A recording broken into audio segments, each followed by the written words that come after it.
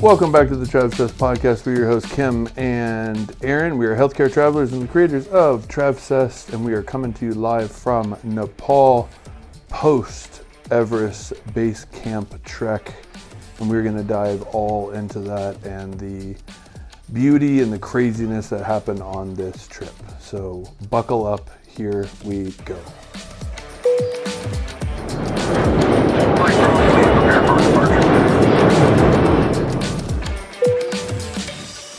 All right, there is a lot to be said about this trip.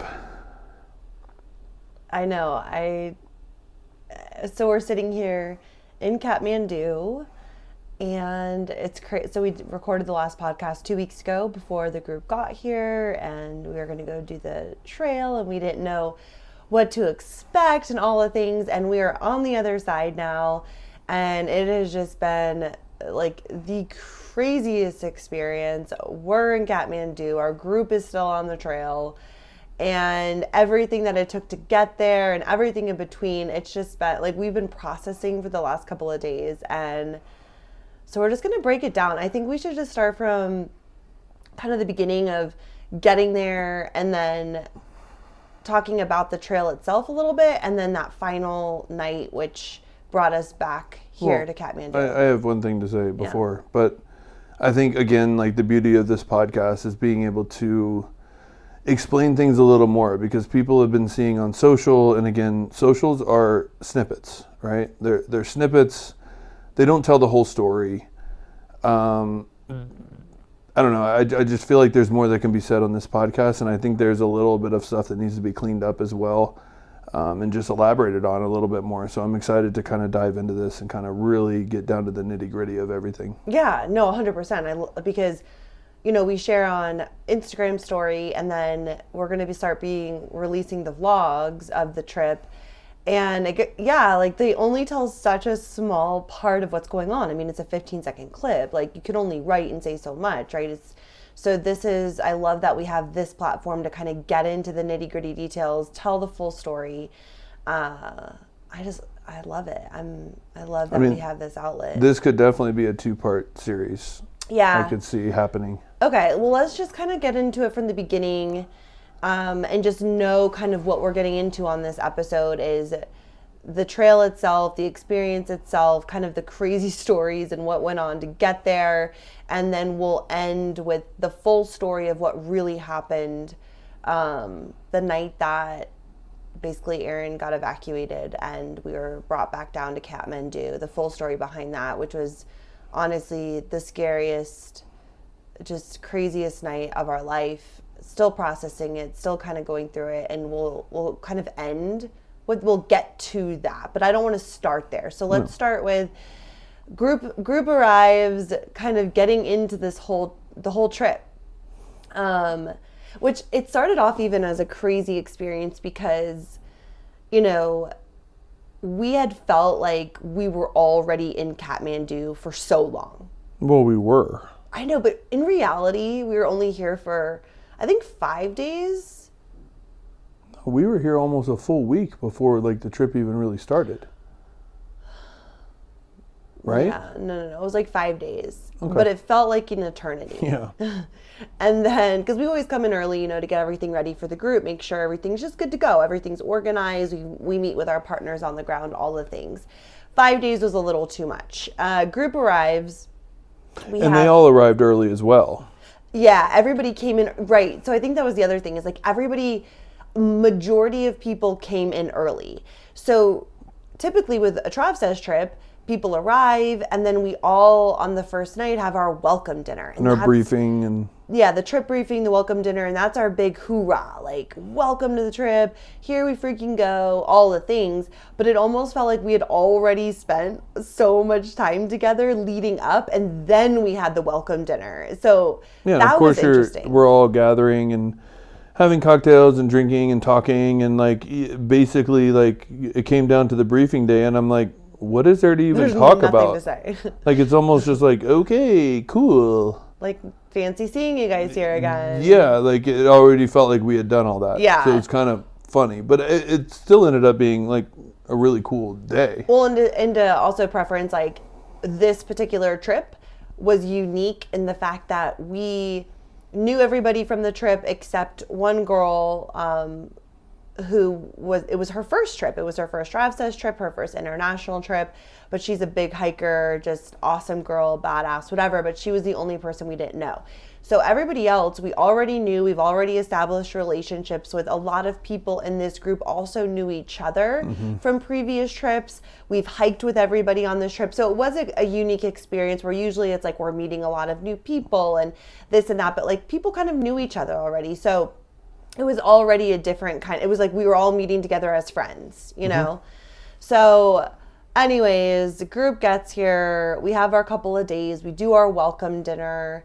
And then our food tour, our city tour. Yeah, we had a couple of days leading up to the trip where we explored the city and did all of that. And then we're like, okay, we met with our hiking guides. And the next day was like go time. Like we're flying to start the trip. Or start the hike, I guess I should say. And, you know, so even leading up to this trip, like sending emails, like really trying to brief people as much as we can, right? Like delays are normal because we're in the middle of the freaking Himalaya mountains. Weather is crazy. And I'll also say too, like, you know, you and I have never been here. So we're emailing back with the company on the ground here, our local company we partnered with, and like we're trying to gather as much information as we possibly can to relay to the group. And the understanding that there's delays, but then like, you know, we were going to take a helicopter. Like stop jumping ahead. So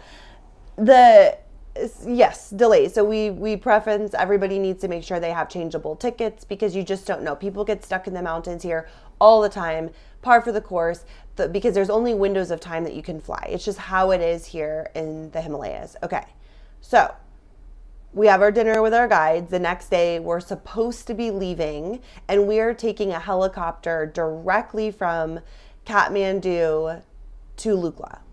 Lukla is where you begin the trip. So we did that because there would be, the chances of being delayed were very, very rare. Helicopters can fly in different weather than compared to regular planes. And just the percentage of us actually getting there and starting were a lot higher. I also want to preference that we arrived in Kathmandu. Preface. What did I say? Preference. Preference? Like preface. Preface. Okay. Preface. We arrived in Kathmandu after a crazy monsoon and flooding landslides that destroyed the areas around Kathmandu, like decimated with landslides, devastating. And so there were already a lot of delays and backlogs and different things going on because of the natural disaster that happened less than a month before we even got here. So there was already a lot going on. So morning comes, we get our bags ready. 5:30 a.m. 5:30 ready to go. Roll call, like wheels up, let's go. First helicopter out, like, because that's also the thing is you want to be first helicopter out, first flight out, because the weather is usually stable and good in the morning, and as it gets later, that's where the delays start because the clouds roll in and you can't fly through the valley. So we're all ready, we're all geared up, we're so excited, and Sanam, who's kind of he owns the company, the local side of the company. He's also like our fixer here. He helps us with everything. He's amazing. He shows up in the morning. We're all ready to go. We're excited. Like, let's do this. We've been waiting for it. Bags are packed. And you could tell there was something off. And we knew that there could possibly be delays, but he said, right now we're delayed. So originally we were supposed to be on like, I don't know, a 7 o'clock helicopter. 7 a.m. He was like, we're a little delayed right now. Okay, no worries. Let's go back upstairs. Let's get a cup of joe and we'll just kind of talk and then we'll be out of here in a couple hours.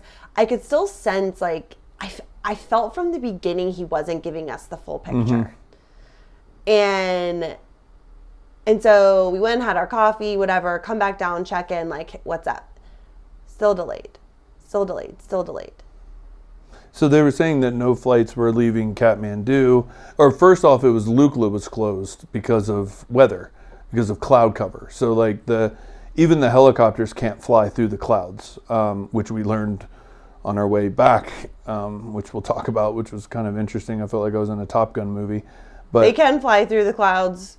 Well, they can't fly meticulously. They have to find openings, but they cannot just see fog and fly through it. Right. Like that's not what they do. So that being that Lukla was completely cloud covered, they scrubbed all flights. From what we were told. Yeah. So basically, long story short, because the saga continues, but we kept being delayed, and the day started to get later, and we were basically just like, what is the percentage of the chance that we're going to get out of here? And also, you know, we were flying to Lukla, so from Kathmandu to Lukla is about a 40-minute helicopter flight. Flying there, but then also gearing up to hike. Yeah, it's a hike day. About 5 hours. Mm-hmm. Okay, so, you know, in the morning we're all pumped, we're ready, let's do the damn thing. But then as the day is going on, we're like, okay, we're kind of like sitting around, we're getting tired, and then we're like, we still have to gear up to go start this crazy hike. They're talking about needing headlamps because we might not get there till, you know, it's going to be dark. And then he comes in saying he's chartering military helicopters for us because no, that was actually the next day. Okay. So basically we just kept getting delayed, and it's funny because we have Tenzing is our guide on the ground. He's the one leading our hike, but he's also like a mountain man. Like he lives in the mountain. He's done this, you know, the EBC hike almost 80 times. Like it's insane how many times he's done it. And like he's basically telling me we're canceled. And we said, because Sonama's being weird, and I'm like, I'm a straight shooter. Yeah. Just tell me. We are straight shooters. Tell me what's up. Like, don't try to be passive. Don't no try to political, like pacify the situation. Just excuses. I don't need fucking excuses. I don't need any. I just want to know what's going on so that I can relay this to our group so everyone is in the right mindset of what they're preparing to do. Are we not going to go? So then that means the group can go grab, you know, dinner together, or we can whatever, or should we still be on standby? Like, we need to know what's going on. Just tell us what's going on. That's all we cared about. And then Tenzing, but we call him our guide. Because of his laugh. Yeah, he's just it's amazing and hilarious, and everything he says afterwards is like ha ha ha ha ha ha. Mm-hmm. Like, so we're like, just tell it to us straight. You tell us the truth. And he was like, yeah, I don't think we're getting out of here. So we were like, okay, we're not leaving today. And then we went and got pizza and then came back, and that's when it all happened. It was like 2:00 and we're like, okay, we're done. We're gonna call it. Yeah. Right. So we all knew, done. We're not gonna go. So obviously we're disappointed, right? Because it's crazy when you're gearing up for something so big as hiking to Everest Base Camp. Mm-hmm. And then you're like, actually, you're not going. Right. And so, but the group had a great attitude because, again, you have to be flexible and adaptable in these situations. We all were aware this could happen, and it did, unfortunately. And, you know, and the other issue was not only was it the weather, which the weather was terrible for, I think they said about 7 days. Nobody was getting in or out. From the time that we arrived, we didn't know this. And I think that's another one of the information things. But we didn't know that from the time we arrived in Kathmandu, Lukla Airport had been closed. There wasn't any flights going in or out, which means people getting done with the EBC were just stuck in Lukla. Right. Just sitting there piling up. So not only was the weather bad, but there was a huge backlog. Mm-hmm. And how it works here in Nepal is that, yes, we have helicopters reserved, right? So we reserved and paid for helicopters for our group, right? Private, for our group to fly. But how it works here is that even though that's the case, and you still have your helicopters, you are getting bumped. So first priority is going to be rescues. Mm-hmm. Okay, so evacuating people who need to get to lower altitudes. Does that actually happen though a lot? Yes, every day. Of course. Are you laughing because you knew? I was one of them. Yeah, exactly. That happens all day, every day. People have to get evacuated to lower altitudes for whatever the reason is. And then also people who have been stuck. So we're in Kathmandu. We are in a city. We are sufficient. We are technically fine. So people who are stuck in Lukla in the mountains, who have been stuck there for days because of the weather, they are going to have first priority for helicopter to make it back to the city. So the weather is crazy, and there's already this huge backlog of people that are going to take precedence over us getting to the trail. Okay, again, at the time, we did not have all of this information. And so we were like, okay, we're done for the day. And we ended up having a great day. We went up to our rooftop, which was so funny. That became the joke because we had already been here for almost a week, and we spent so much time at this damn rooftop where we would like eat our meals, and we would talk, and we would have drinks, and we would play games. And when we're like, people are gonna ask, oh, what'd you do in Nepal? And like, just hung out at this rooftop all day, every day, because that's what we did. We lived there. So we went back up to our rooftop. And we just played games, we had some drinks, and we just like had a good night. It was great. One of my favorite nights. Yeah, it was. It was really fun. It was unexpected. And I will say again, like we were super particular with who came on this trip, just because this is a beast and a lot of it is mindset. And so we knew everybody who was coming was adaptable, was flexible. Was go with the flow. We could have easily poo-pooed and been like, me. But like, we were all just like, whatever, it is what it is. Let's go up, have a good time, make the best of the situation. And that's exactly what we did.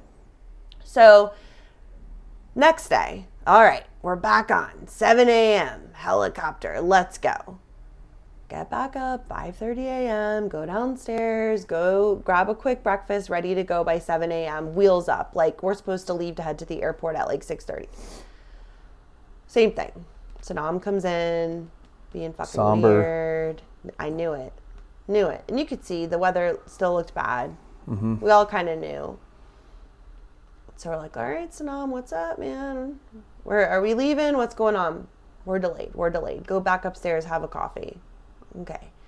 Now we're up there. And so Aaron and I come back down, and we're just like, where are we at? Because here's the other thing.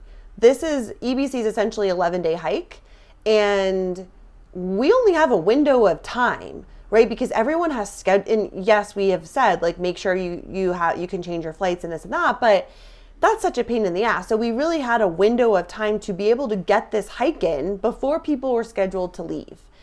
And so like, what do we do? And so that's where he was like, I've chartered military So planes. that's where, because of the backlog, and again, there's a local side of this company, iTrek Everest, which is Sanam, and then there's a U.S. side, which is Rick and Beck. They own the company and deal with the U.S. side of things, and it's a 50-50 kind of thing. And so they've owned the company for 11 years, and they said in 11 years, we've never seen this happen. Like, this is insane. So basically, Nepal organized, because of the backlog, that the military was going to get involved, and they were going to send military choppers that we could charter out of Kathmandu, because they have to go pick up people in Lukla. So we could at least get to Lukla and get started, because they have to leave Kathmandu. So we'll just jump on that helicopter and get there, which is what Sanam was trying to work out. Yeah. So we're like, cool, like, let's go, military chopper, let's roll. Yeah, like, let's. Do we get to parachute into like Lukla? Yeah, let's like rock. we were all down, like, this is crazy, what an adventure, whatever. And so we were just kind of waiting around to hear, like, when are we gonna go? When are we getting clearance? Whatever. And the weather was still terrible. And when we say weather, it just means that there were so many clouds that, again, the helicopters can't fly through that, right? And so, and Lukla Airport was closed, and the same stuff. Okay, so we're waiting. Are we getting the helicopters? Are we not? Blah, blah, blah. So then we're still waiting, not looking good for the helicopters.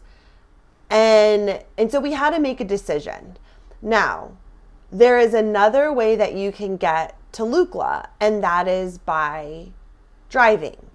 Now, in normal times, the original plan on our way home was that So on the way there, we were chartering helicopters to Lukla, landing basically where we begin the hike, and we start our hike. On the way home, the original plan was we fly from Lukla to this other airport called Ramchomp. Okay, I'm saying it wrong. And then you drive 4 hours from Ramchomp back to Kathmandu, right? Like that's the path to get home because flights from Lukla are not direct from to Kathmandu during this time of year. So that was the route home, 4-hour drive, whatever. Now, because of the monsoon and the landslides, all of the bridges and roads were wiped out. Mm-hmm. So for that direction. Right, going from Ramchomp in the valley. to, yeah. And so what was a 4-hour drive was first projected as a 10. So we were like, wow, like everybody was talking about that post-hike, 11 days, brutal hike. Are we going to want to sit in a 10-hour van coming home? Like, we'll just be ready to get home, get in the shower, get back in the hotel. Like, we were thinking about that. So we arranged that we would take helicopters home. Basically to avoid this crazy drive that originally would have been 4 hours, but turned into 10 because of the landslides, and there's nothing you could do about it, right? So we're like, cool, like we don't really want to do that. We'll take the helicopters home. So that's kind of how we arranged the trip originally. So now here we are talking about the beginning of the trip again, just trying to get to the damn trailhead so we could start the trip, because once we got there, it was fine. It didn't matter anything to do with the weather. Like we would start our hike. We had 11 days on the trail, but how are we going to get there? Mm-hmm. And so we decided that we were going to do the drive, the 10, quote unquote, 10-hour drive to Lukla, because if we didn't make that decision right then and there, then we would have waited around all day and then been delayed again. And then the next day, possibly delayed again. Which they were. And in hindsight, we did not know. There was always this chance that we could have gotten out, right? We weren't 100. You never know what the weather is going to do. So we're like, fuck, is this the right decision? We're going to sit in the car for 10 hours versus what if we can get out? What if we can get out? But there was no guarantee. So we were risking staying at the hotel day after day, just hoping to get out. Mm-hmm. Where if we decided to do the drive and committed, we were at least 100% heading in the right direction, that we would be able to start our hike the next day, totally. Right? So we're like, you know what? Screw it. Let's do the drive. 10 hours. So literally Sanam out of nowhere, it's literally 9 a.m. He's arranging 3 Jeeps to come pick us up, put our bags on, like 5 people per like vehicle. Like it'll be a quote unquote comfortable ride. And we'll just caravan our way to a 10-hour drive to not Lukla, to another town. But they said that was a clear direct path for helicopters getting us to another place that was not Lukla, which then added on to our hike. Yeah. So there was way more logistics involved, but at least we knew that we could eliminate weather and rely on our own 2 legs to carry us and start the trail. At least get started. Yeah. Dude, there's so many freaking logistics that had to be moved around. Oh my God. I know. We're like, oh my God, just get us there. What do we need to do? So thank God we had Sanam on the ground. This seemed like the next step. So our Jeep / they call every like what are they called? SUV Jeeps are not. They're called Scorpios. Yeah, that's the brand name of the vehicle. Yeah, they're like mini Jeeps. They're 4-wheel drive. Yeah, they are 4-wheel drive. They're fucking badass. And we load up in our Jeeps and we head out for the craziest drive of our life. And honestly, it's so funny, even like my mom, right, is like, oh, you're hiking Everest Base Camp, like worried about, mountaineering. Not even that, but just, oh my gosh, what if there's an avalanche or this and that, like all the things. And I'm like, dude, that was the least of our worries. this drive was like the most dangerous thing we've ever freaking done. And it's funny because we were told, oh, it's paved. Oh, it's, you know, there's no danger. It's safe. It's this, like, and so we made that decision based off the facts that we had. And we said, like, all right, let's do it.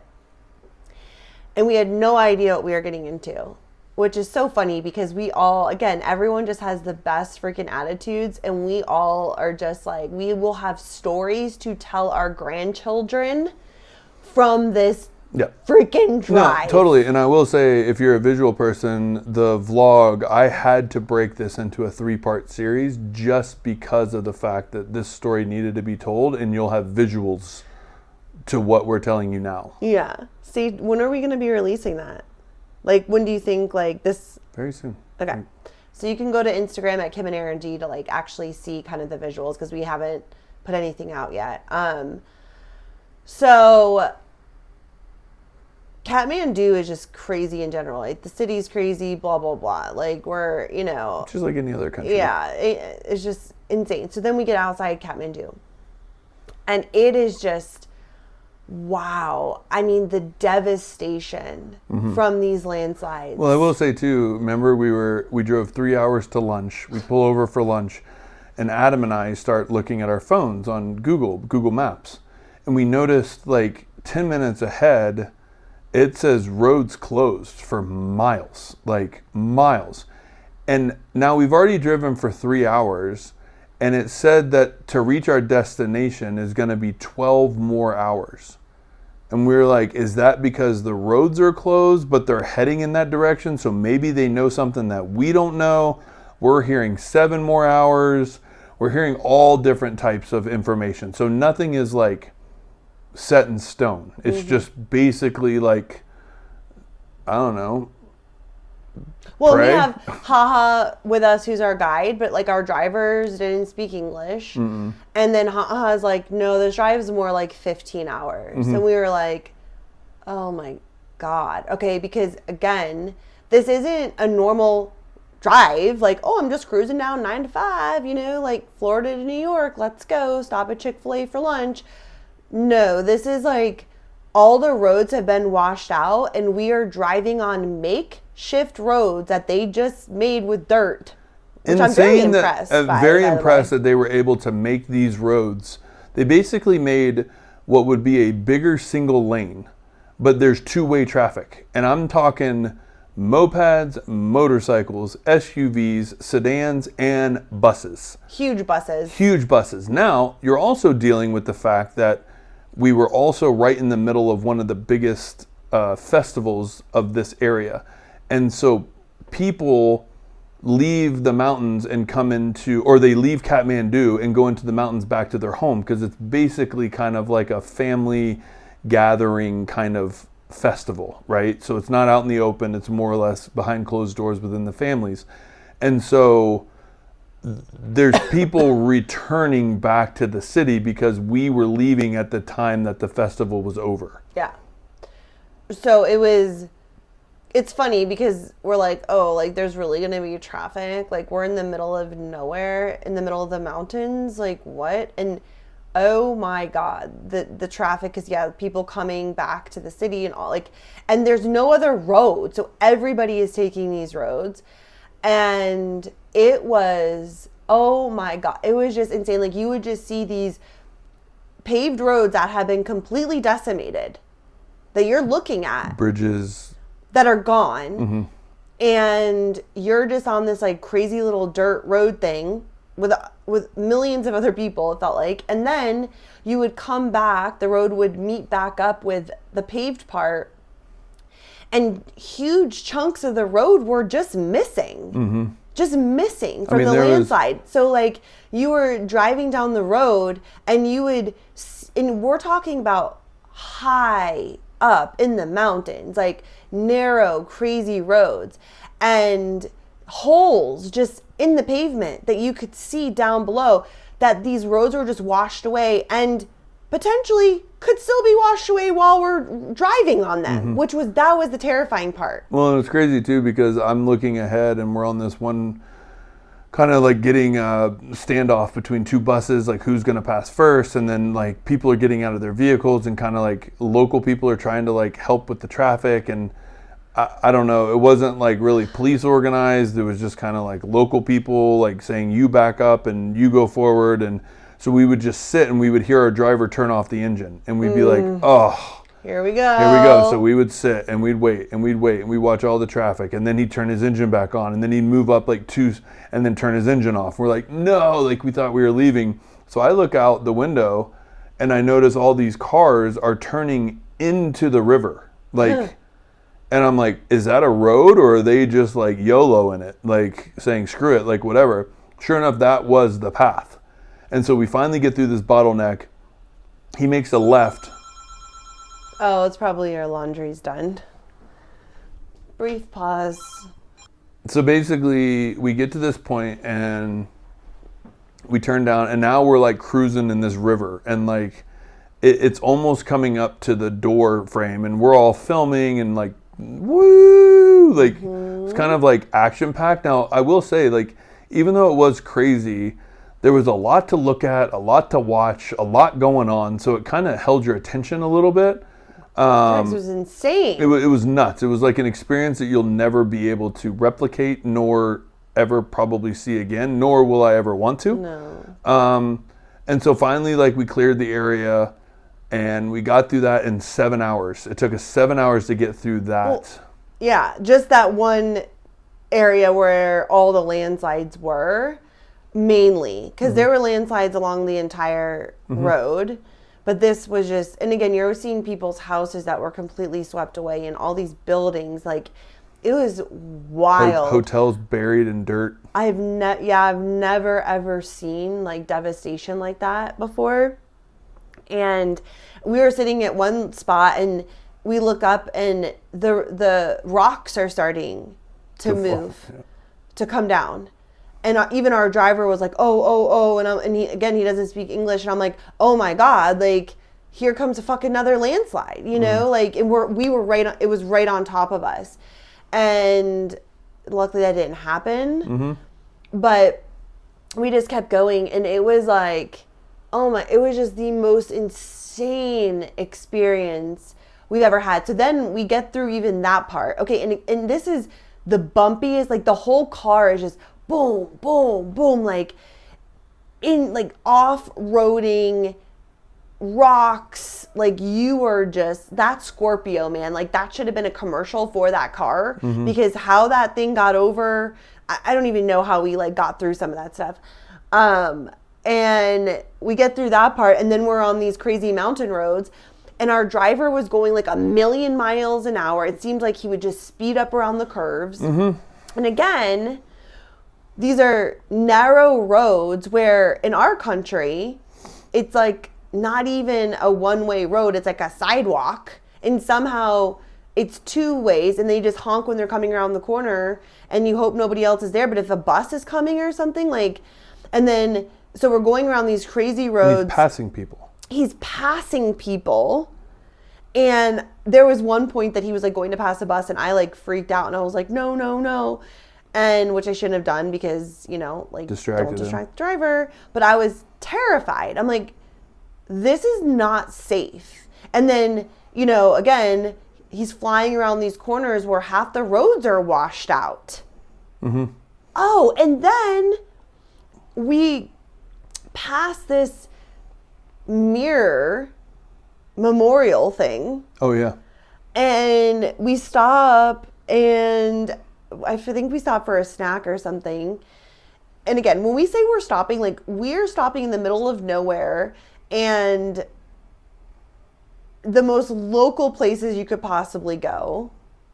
And so I don't know, I can't even describe it. It's just like, I don't know, it was just a complete, like, what we were eating, you know, the dinner was great, which we'll get to, but like the lunch and I don't know, it was just it was 6:30 p.m. and we're like, we're a little hungry. When are we going to stop? And he said, when we get to the hotel. Oh yeah, which was at what, 2 a.m.? Well, we ended up getting there at 1:30 a.m. Yeah. Or like, 1:19. No, we need to eat. No, we need to eat. Anyway, so let me go back to the mirrors, because I didn't finish that. But we stopped for like a snack or whatever, and our driver didn't really speak great English, so we didn't get a lot of the information. And so then they explained that and there was like hundreds and hundreds, maybe 1,000 plus mirrors, and they all represented cars who have gone off these roads and people died. And it was like their license plate. And I'm like, all these people who have gone off the cliff. Is that what it was, or was Yes. it landslides? Nope. It was people who had driven the cars and buses who went off the cliffs, who on the road we were on, all the deaths from that road. And I'm like, well, we're not there yet. I really wish I didn't know that, because I'm already freaking scared. And now we're driving at night. It's so foggy. Well, not yet. Okay. You're jumping way, way, way, way, way ahead. Anyway. So basically we drive and we drive and we drive, and we stopped at that 6:30 time, and we were like, so how much longer till the hotel? Now that we're not on this like one-way road, we're actually on a paved road, and they were like 5 more hours. And we were like, okay, cool. Can we stop for dinner or something? Like, we're starving. So they're like, all right, 3 hours till dinner. So we're like, all right, fine. So we get in the car, we drive, we end up pulling off, local spot, best Dalbot we have really ever good. had. Yeah. It was a highlight. People were like, I don't know if it's because we were delusional from like the whatever car ride we had up until that point. I mean, you're looking at 12 hours at that point through that craziness. So we all enjoyed like a meal. We kind of got our bellies full. But the crazy thing is we're all like, it's cool how long it is. We'll just like nap in the car. It's a car ride. But with them like zipping around corners and passing people and the bumps, and then you would go from paved road to dirt road to like it's bumpy, we're being thrown around. Like I was bruised on my back from like slamming into the side of the door. Like poor Adam, he's like 6'3". Like it literally, he tried to lay down. We hit a bump, it brought him off and then slammed him back into it was like insane. Like we're not just sitting in a car. Yeah, there was no sleeping in that car. What you would think is like, oh, this smooth ride. You got to think the bumpiest, curviest, fastest, like jolting around in a car for 15 hours. Yeah, the most terrifying ride of your freaking life. Yeah. That it just became comical. A joke. We all just had to joke and laugh because we're like, this is too insane and too crazy what we are doing right now, that all we can do is laugh about it. Yeah. And so I just kept singing, you got a fast car. Yeah. I got a ticket to get us out of here. Even like this Scorpio has become part of Aaron's Nepal tattoo. That is how significant this was to us, because it was freaking Scorpio fast car. Like, and in the bath, oh my God. Again, it's just funny what you become used to, because, and I got these cute little booties to wear in our tea houses at night during the hike, because it's like you change out of your hiking clothes, you get cozy, you don't want to be wearing your hiking boots around. So I got these cute little booties, and I'm like, they're down booties with slipper things, and then I was like, oh, we're in the car for whatever many hours, I'll just wear my little booties and all will be well. Oh, well, what I didn't know is that the bathrooms that we were going to be stopping at were squatters, which again, you get used to it. Like now, I don't even think twice about a squatter. I'm like, hell yeah, squatter, let me go. Like just so normal at this point. But these were like the most disgusting, like shit everywhere, dirt, and I'm wearing my booties and I didn't have a choice. So now my booties are all in this nasty stuff, and I was so mad about it because I'm like, I ruined my booties. But it was just so gross. So then after dinner, and again, we were all laughing about it. We're like, this is insane. Stories for days. What else are you going to do? You laugh about it. After dinner, it was started to be like, okay, over it. Yeah. I'm so tired. And now we knew we weren't really going to get there till about 1:30 or 2 a.m. And still unsure. We were hoping for 11, but then we heard that it gets foggy, and so we have to slow down. Which I was happy about. Right. I'm like, yes, whatever we need to do to slow this freaking Scorpio down, please. Like, I can't handle it anymore. Like, my adrenals were like through the roof because of just like the adrenaline and just like the, whew. So we ended up getting into town at 1:30 a.m. Okay. And we had to check into our guest house, get everything ready. We got settled probably about 2:30, and we had to set the alarm for 4:30. And I'll never forget that. I am somebody who needs like 9 or 10 hours of sleep. Like, I am a sleep girly, like at least 8 hours. Like, I don't like sleeping on less. I can obviously, like, whatever, but I don't think I've ever lived on 2 hours where you were like, we've taken naps longer than 2 hours. Mm-hmm. Mind you, keeping in mind of what the next day was going to be as well. Well, that's what I'm saying, is like, we're not just like, 2 hours and then haha, whatever. Like, no, we're about to start hiking Everest Base Camp. So we all get settled in, get into our beds. Take our naps. Set the alarm for 2 hours. Literally, the alarm went off and I was just like, this is an evil joke. But we had to get up early because, again, we were supposed to be on the first helicopter out and we needed to be ready for that.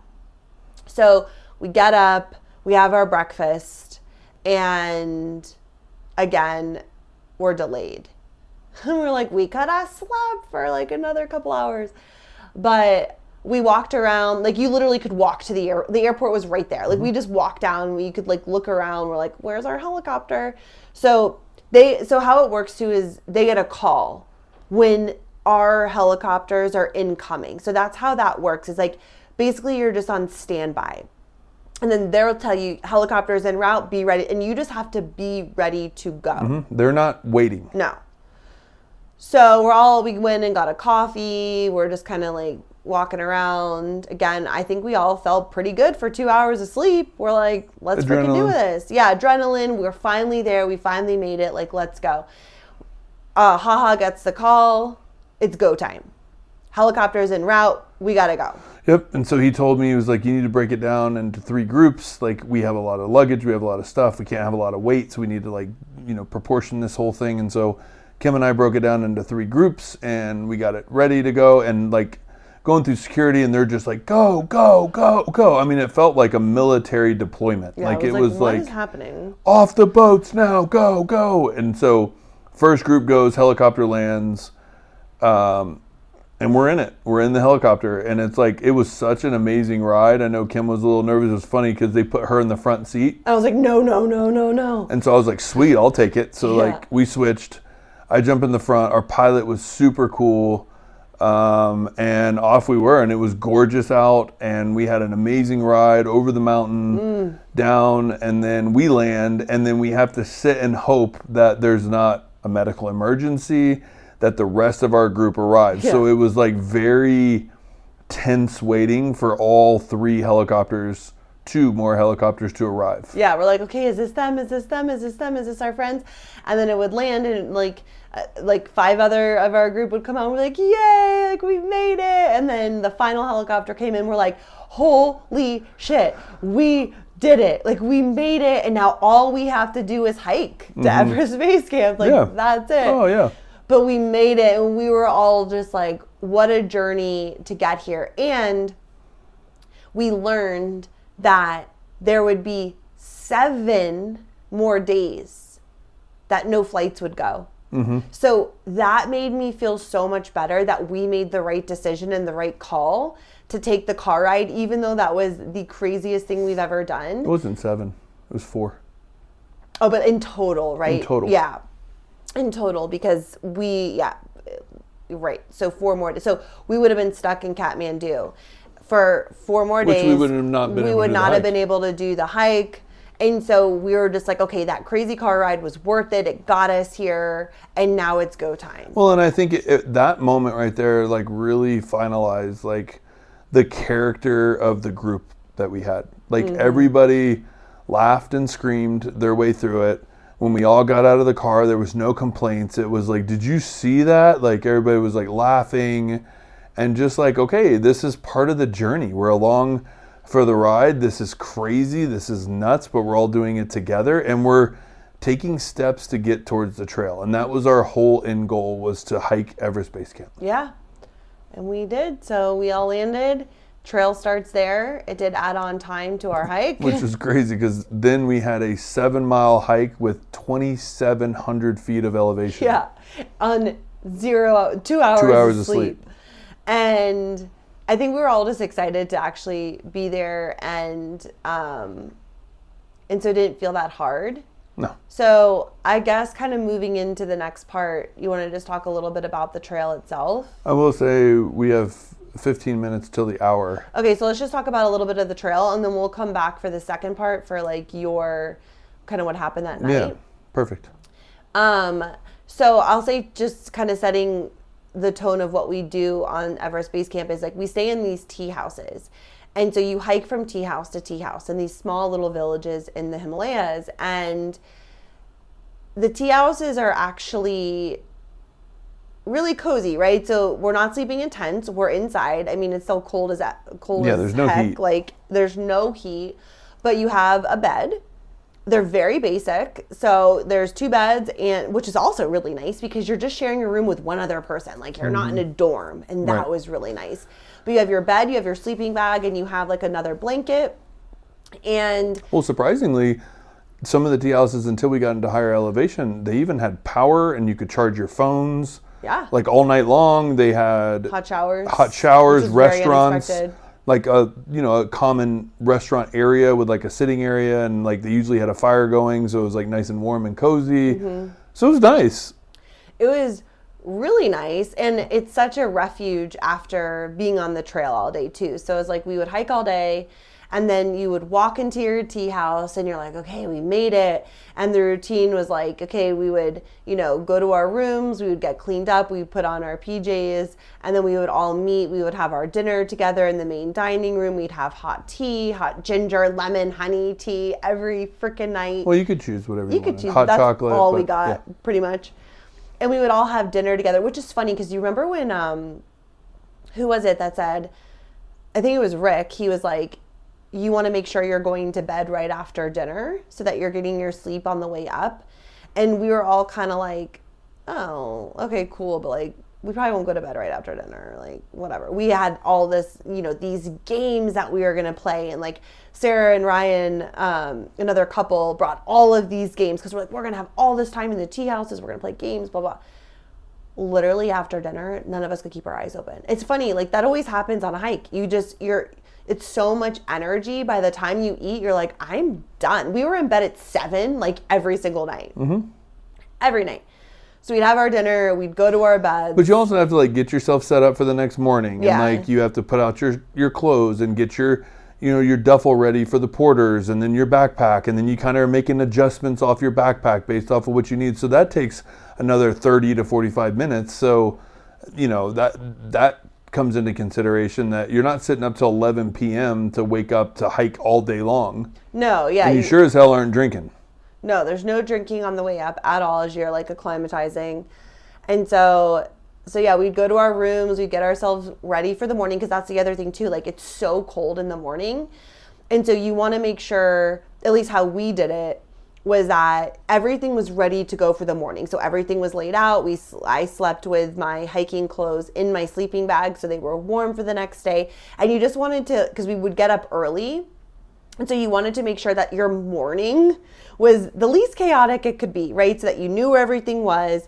You would get dressed, you would brush your teeth, get cleaned up, and then pack up all of your stuff, pack your backpack for the day. And then we would head back into the dining room, have our breakfast together, try to run to go poop. That was a whole thing. Whether you either had diarrhea or people weren't going poop, but we were all just praying that we would have some kind of a poop before we would start the trail. That became this whole thing. And then we would hit the road and start hiking the next day. Yep. Or, hiking for the day. And so it was actually, again, you're hiking tea house to tea house. We would do our briefing the night before, so we knew what we were getting into. Haha was like definitely dead on. I will say the one thing that I took away was there's a skill that Haha brought that I never noticed before. And he just had this rhythmic pace. And when we first started, I was like, bro, we got to pick up this pace. Like, I literally couldn't take a full stride. But he's doing it intentionally, right? And he's done this enough. And he did pick up the pace from the first day. I think he was feeling us out. But like he was so rhythmic in that pace, and it made the trail a lot easier because of that pace. It allowed us to acclimatize, not overexert ourselves, not get too tired, and just make for, I mean, every little incline we would break. Water, snack, move on. Mm-hmm. And then we would go up another incline, break, water, snack, like rest. Mm-hmm. And we just kept doing this. And so it felt in these shorter bursts. And so our second day is, the Hillary Bridge day, which is the crazy highest swinging bridge, one of the highest swinging bridges. And the thing I was scared the most about of this whole damn trip. trip. And it's like, there's a lot of swinging bridges, a lot, they were absolutely fantastic. I was actually filming Kim on a lot of them, and you could see her confidence building every single bridge. She was like tightrope walking half of them. And then later it's just like full stride, like no big deal.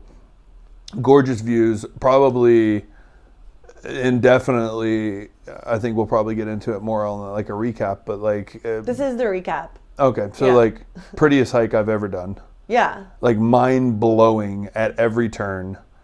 Just kind of fills you with so much joy. And I will say too, we had this benefit because of all the flight delays and because of what we chose to do. We got on the trail while others waited, which meant there was way less people on the trail, because this is a prime hiking time because it's the less chance of rain, which is why there was so much devastation, because they got,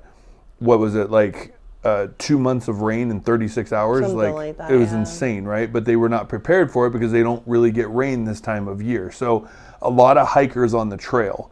No climbers up to the top of Everest, but a lot of hikers because of the weather. And so we got on the trail, and what's normally like 1,000+ people on the trail is now 300. Yeah, which I will say was still so much that I can't even imagine if it was fully go, because that was my only complaint with the trail. So I thought it was the most beautiful hiking trail I've ever been on, and a mix between just the rivers and the mountains, the snow-capped mountains, the trees, the nature, the monasteries, the prayer flags, the temple. Like, it was just like the stupas. The stupas, sorry, not the temples, the stupas. You're like, what? Like, and just like the prayer flags added such a contrast in the beauty and the meaning behind them. And it was just, you're just taking all of this in. It was so beautiful. And the weather. Oh my God. And every day we had the most beautiful, sunshine, clear blue skies. The sun was out. When we were at lower altitudes, we were all in short sleeve shirts. Like, some people were in shorts. Like, it was absolute perfection. Totally. My favorite hike. And because of the pace that Haha set, it was way easier. Okay. Oh wait, no, hold on. Stop. I'm not done with, let me finish my thought. Way easier than I thought. I don't know what I was expecting. You hear Everest Base Camp. Yes, it was a challenging hike, but compared to like Peru, it was way easier, even with the inclines and stuff, because of our pace. There were times that we would stop to like do a video or something, and then we would try to catch up with the group, and we were going too fast, and then you would feel it. Mm-hmm. So because of his pace, I was like, this is freaking easy. Like, this is an incline. This doesn't even feel like it, at a high elevation because of that. That I was saying, circling back to, my only complaint was the amount of people on that trail. It was the most crowded trail we've ever been on. Like Peru, Patagonia, we were alone. Like, our group was alone. Like, we really didn't see a lot of other people majority of the time. There was so many people. So like, the trail is filled with people. It's filled with yaks, and porters and carrying jokes. Yeah, carrying supplies up. And so it was just a very crowded trail, which took away from the beauty, it didn't take away from the beauty because it was still beautiful, but it took away from just those moments the solitude that you crave on a hiking experience where you're just taking it all in and it's beautiful and you're not being bombarded with a bunch of other people. So that was my only kind of complaint of just like, they should start doing permits. Like Inca Trail does permits. It only gives out a certain amount per day, so it's not as crowded. I think they need to start doing that because it's just overrun. Totally. Well, and I think too, like, I will say, just back to your easier than we thought, again, Kim and I have been told multiple times that we have to put asterisks around certain things that we think are easy. And so just to clarify, we are in great shape. We take pride in that, and we push ourselves when it comes down to like being in shape, because we want to run these trips and we want to go all over the world, and we don't want our physical ability to restrict us from doing anything, right? And so with that being said, I will say I had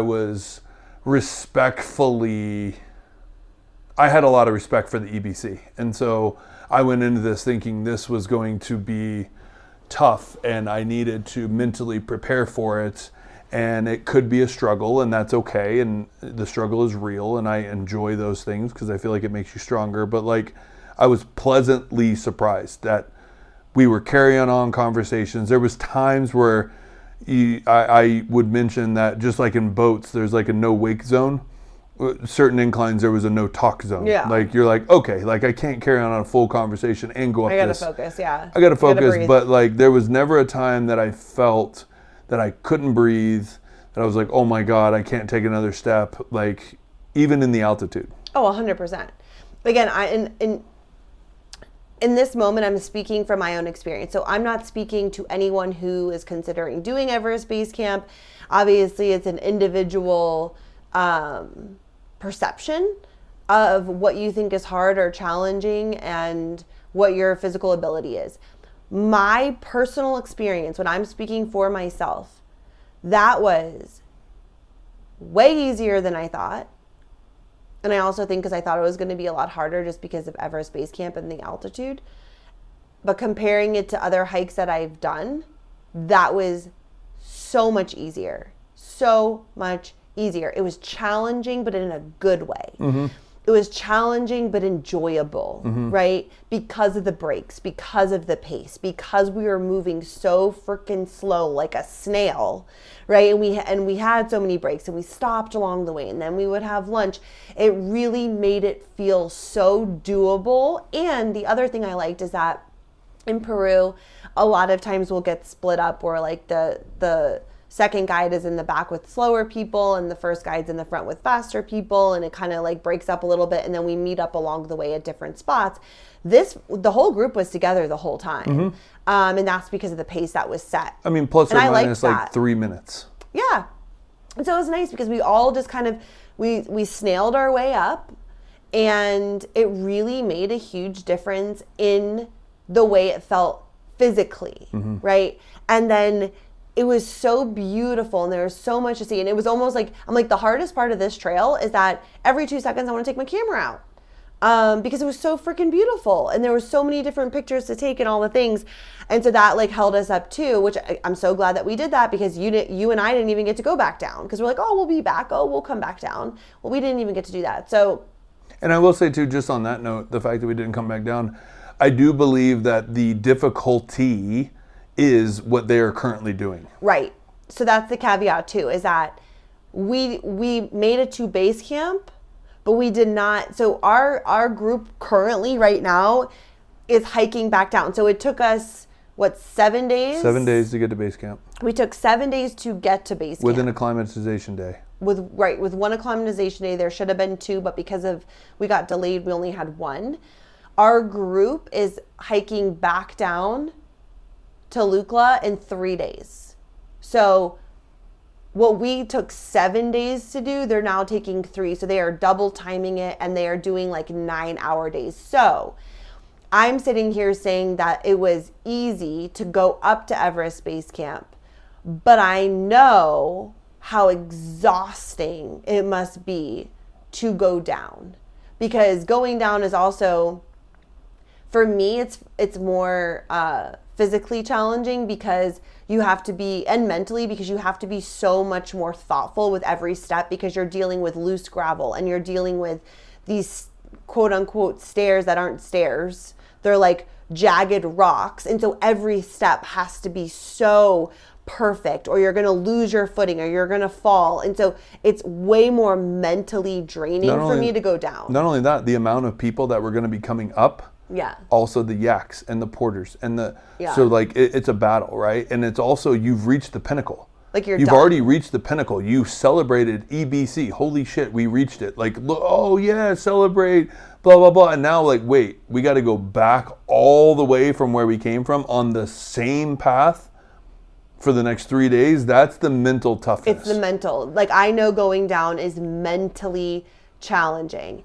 And so, and we'll get the full scoop from the group when they get back tomorrow. But I know it is. And they're freaking warriors. And I'm so proud of them, because I can only imagine when you're like, we did it, we're done. And now mentally I have to prepare. Again, not to even like go another route, right? Where you have the excitement of seeing new things and what's next. No, we already saw all the things. Maybe less people, yeah. We're going down the same exact way. So the excitement is wore off, and you're like, I'm just ready to take a fucking shower and to be off this mountain, right? The novelty's worn off. Yeah. And so I do think that if we do this trip again, what I would do, and we'll talk to the group and kind of get a census of how they feel, but I'm kind of, just from talking to them on the trail, I kind of already know how they're feeling. But I think I would just hike to Everest Base Camp, because that is the aha freaking celebratory moment. And it is, again, it is hard. It is not easy. It is a feat. Like, you are beast mode. You made it to Everest Base Camp at 17,600 feet. That is high. It is hard. Okay. So don't get me wrong. I'm saying it's easier than I thought, and it's easier than other hikes that I have done, but it's still hard. So I would make it to Everest Base Camp, beast mode, celebrate, and then helicopter back down. I don't think I would ever plan it again where we hike back down, because especially seeing it coming up, I don't think it's worth it. Agreed. It would shorten the trip, and then you would get to come back. You did the damn thing. Now you get to come back to Kathmandu, take a shower, relax, and then the next day do our massages and all the things. Yep. I think that's what I would do. Well, and it also gives you a little bit of time for delays, right? Like, yes. It gives you a buffer period for delays. Yeah. And I think too, let's cut it off here, because then next week we'll pick up with kind of getting into EBC, the feeling, all base of that, camp. And then what happened after that. Okay, so we'll leave it at the base camp, and so next week we'll pick it up at actual going to base camp, and then what happened next. Mm-hmm. Okay. Yep. All right, we'll see you guys next week. Right. And make sure to follow along for the vlogs to see what was happening, like, visually. I know we're so far behind. Honestly, I wish we could have kept up with it on the trail, because I feel like it would have been more in like real time. That's fine. But that we just weren't able to do that. But you can go to our Instagram at Kim and Aaron G, and at least you can see the visuals of what we're describing. And we're going to start releasing those vlogs here now. Well, I mean, and also on top of that, like, stories only last 24 hours. So if you miss the story, these stay forever, which is really cool. So you can go back and watch the whole series. Yeah. Which is what I wanted. Me too. So not a lot of social media is in real time anyway. True. Okay. So anyway. So we'll see you guys next week. Bye.